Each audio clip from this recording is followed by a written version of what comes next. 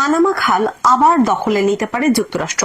নবনির্বাচিত মার্কিন president Donald Trump বলেন, পানামা যদি গুরুত্বপূর্ণ এই জলপথটি গ্রহণযোগ্যভাবে ব্যবস্থাপনা করতে না পারে, তাহলে তিনি এই খালকে তাদের হাতে দেওয়ার জন্য দাবি করবেন।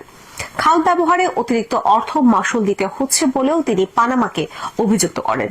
নিজের মালিকানাধীন সামাজিক যোগাযোগ মাধ্যম ট্রুথ সোশ্যালে গত শনিবার ট্রাম্প এক পোস্টে আরো সতর্ক করেছেন যে পানামা খাল ভুল হাতে পড়ুক সেটা তিনি হতে দেবেন না।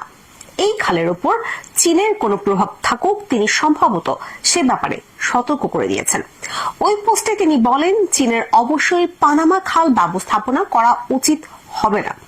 একজন মার্কিন প্রেসিডেন্ট বলেছেন যে তিনি একটি স্বাধীন দেশকে তার ভূখণ্ড যুক্তরাষ্ট্রের কাছে ছেড়ে দিতে তাগাদা দেবেন। এমন একটি বিরল ঘটনা ট্রাম্পের এই পোস্টের মাধ্যমে প্রকাশিত হলো। ল্যাটিন আমেরিকার দেশ পানামা যুক্তরাষ্ট্রের একটি মিত্র রাষ্ট্র, তবে মার্কিন কূটনীতির ধারা যে ট্রাম্পের অধীন পরিবর্তিত হতে চলেছে তা এই পোস্ট সেটি প্রকাশ করেছে। বার্তা সংস্থা রয়টার্স জানিয়েছে, মিত্র একটি দেশকে হুমকি দিতে ডোনাল্ড ট্রাম্প এর আগেও লজ্জাবোধ করেননি। প্রতিপক্ষের সঙ্গে দর কষাকষির ক্ষেত্রে মারমুখ বাগাড়ম্বর তিনি অতীতে করেছেন। পানামা খাল খননের ব্যাপারে যুক্তরাষ্ট্রের বড় ভূমিকা ছিল।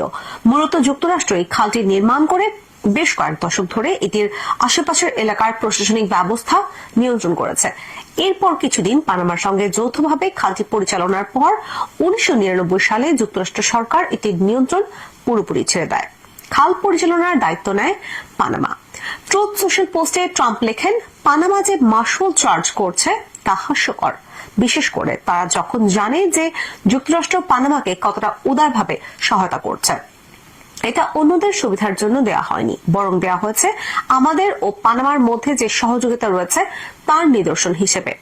গত নভেম্বরে প্রেসিডেন্ট পদে নির্বাচিত ডোনাল্ড ট্রাম্প আরো বলেন, এই মহানুভবতার নৈতিক ও আইনি নীতি যদি অনুসরণ করা না হয়, তাহলে আমরা দাবি করব যে পানামা খাল আমাদের কাছে ফিরিয়ে দেওয়া হোক, সম্পূর্ণভাবে ও কোন রকম প্রশ্ন না তুলি।